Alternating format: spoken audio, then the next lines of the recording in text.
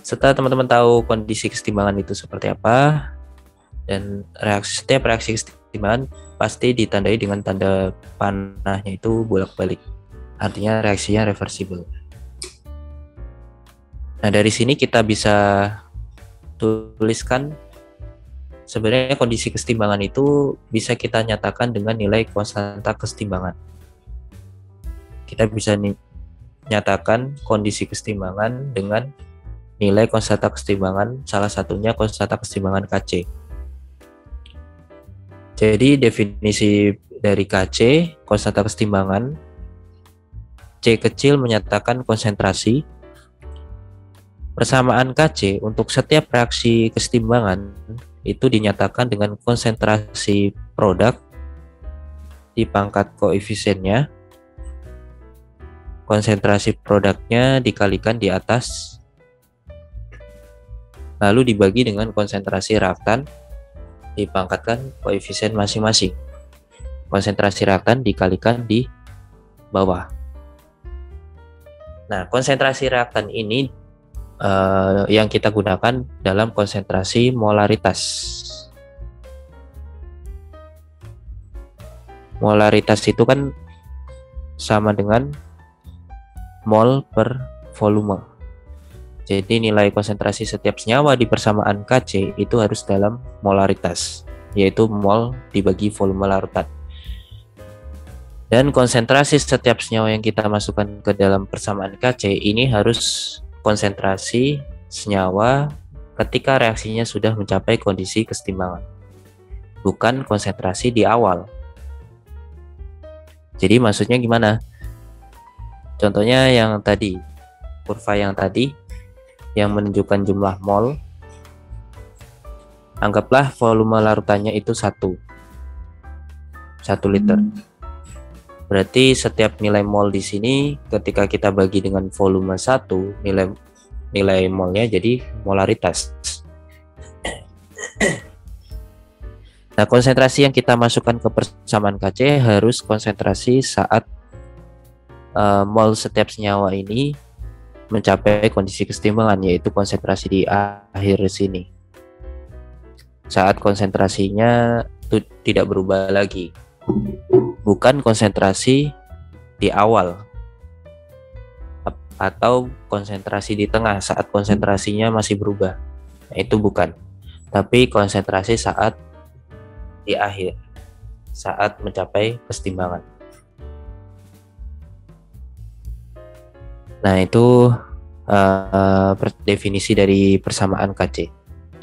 Sebagai contoh, kalau saya punya reaksi N2 ditambah 3H2 menjadi 2NH3, kalau kita tuliskan persamaan Kc-nya, Kc sama dengan konsentrasi dari produk yaitu NH3 dipangkatkan koefisiennya yaitu 2, dibagi konsentrasi reaktan yaitu N2 pangkat koefisiennya 1, kali, karena reaktannya 2 berarti kita kalikan dengan konsentrasi reaktan kedua yaitu H2 pangkat koefisiennya 3. Nah, ini contoh cara menuliskan persamaan Kc.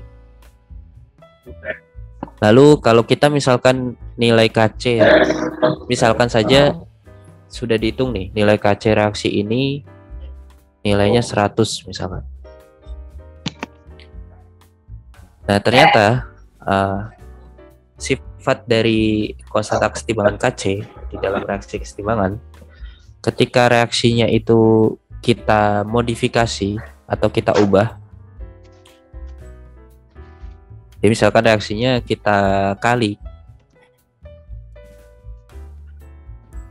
maksudnya dikali itu bagaimana? Kalau kalian lihat koefisien reaksinya ini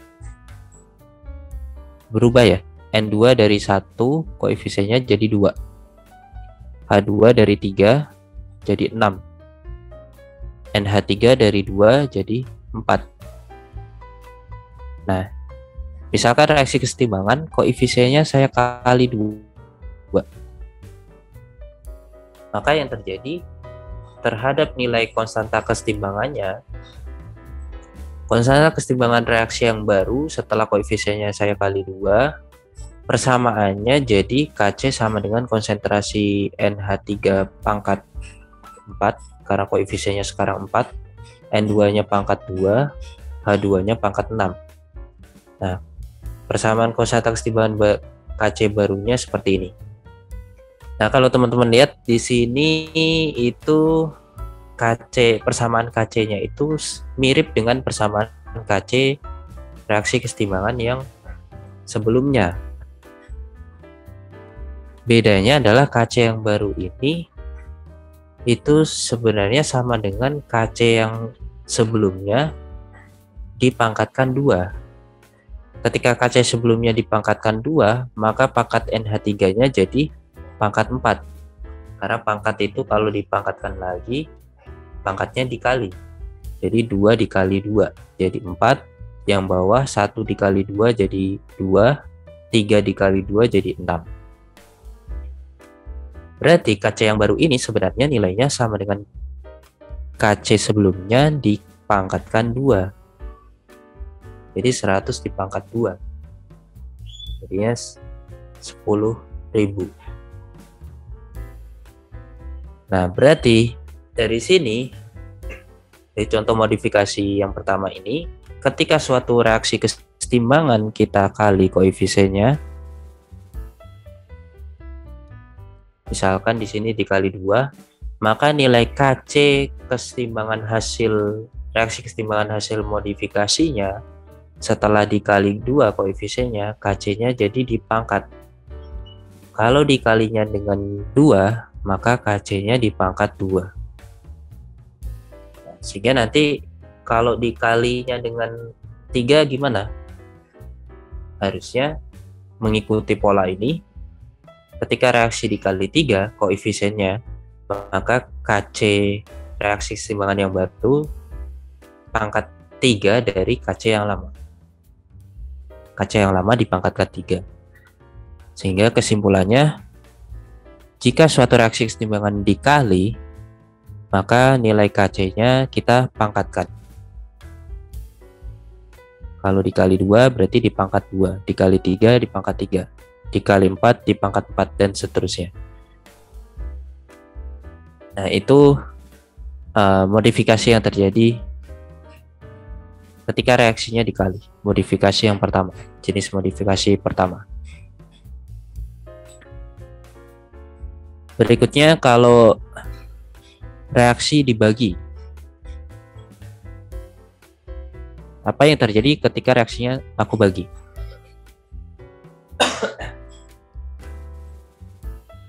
Jika reaksinya aku bagi, misalkan koefisien N2 awalnya 1 jadi setengah.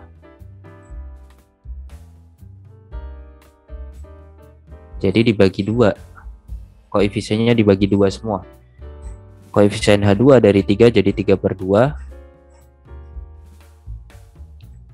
Koefisien NH3 dari 2 dibagi 2 jadi 1. Maka persamaan konstanta kesetimbangan Kc-nya berarti pangkat setiap senyawanya, pangkat konsentrasi setiap senyawanya kita bagi 2. Pangkatnya yang kita bagi 2. Maka jadinya pangkat NH3 yang awalnya 2 dibagi 2 jadinya 1. Pangkat N2 yang awalnya 1 dibagi 2 jadi setengah. Pangkat H2 yang awalnya 3 jadi 3/2. Berarti Kc dari reaksi kesetimbangan baru ini karena dibagi 2, maka Kc-nya sama saja dengan di akar pangkat 2 dari nilai Kc yang sebelumnya. Berarti nilai Kc reaksi yang baru ini sama dengan akar pangkat 2 dari 100. Berarti nilainya 10. Nah, maka dari sini kita bisa simpulkan bahwa ketika reaksi kesetimbangan itu dibagi koefisiennya, maka yang terjadi dengan nilai Kc reaksi kesetimbangan yang sudah dibagi koefisiennya, Kc reaksi kesetimbangan yang baru setelah koefisiennya dibagi nilainya akar pangkat 2 dari Kc yang lama. Nah, nanti kalau dibagi 3 gimana koefisiennya? Kalau kita bagi 3 koefisiennya, maka nilai KC-nya jadi akar pangkat 3. Kalau dibagi 4, nilai KC-nya jadi akar pangkat 4, dan seterusnya. Berarti kita bisa simpulkan, jika suatu reaksi kesetimbangan dibagi koefisiennya, nilai KC-nya akan berubah menjadi akar pangkat dari KC sebelumnya, tergantung dibaginya dengan berapa. Nah, ini modifikasi reaksi kesetimbangan yang kedua.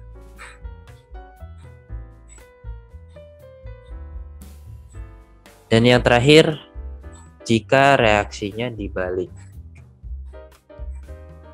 Reaksi dibalik itu maksudnya seperti apa? Reaksi dibalik itu bukan berarti reaksinya tulisannya dibalik, bukan. Tapi reaksi dibalik itu maksudnya produk sama reaktannya posisinya kita balik. Jadi produknya NH3, produk yang di kanan, reaktan yang di kiri yaitu N2 sama H2, kita tukar posisinya. NH3 kita tukar jadi di kiri, N2 sama H2 posisinya kita tukar jadi di kanan. Maka yang terjadi, NH3 di kiri, N2 sama H2-nya di kanan. Dengan koefisiennya sama. Koefisien N2 2, koefisien NH3 2, N2-nya 1, H2-nya 3. Nah, kalau reaksi dibalik, maka yang terjadi dengan KC-nya bagaimana? KC-nya juga jadi terbalik. Yang awalnya NH3-nya di atas, sekarang jadi di bawah, karena NH3 jadi reaktan. Karena KC itu kan yang di atas itu produk, yang di bawah reaktan. Bagian kanan di atas, bagian kiri di bawah. Maka ketika reaksi dibalik, berarti KC-nya, persamaan KC-nya dibalik. Nah, maka sebenarnya nilai KC reaksi yang dibalik ini, kalau dibandingin dengan KC yang sebelumnya, nilai KC-nya itu 1 per dari KC sebelumnya. Karena maksud persamaannya ketika dibalik, berarti kan 1 per dari persamaan sebelumnya. Berarti 1 per dari KC sebelumnya. Maka nilainya 1 per 100. Sehingga kesimpulannya apa di sini? Ketika suatu reaksi kesetimbangan kita modifikasi dengan cara dibalik, dengan koefisiennya tetap sama, maka nilai KC-nya jadi 1 per dari nilai KC sebelumnya.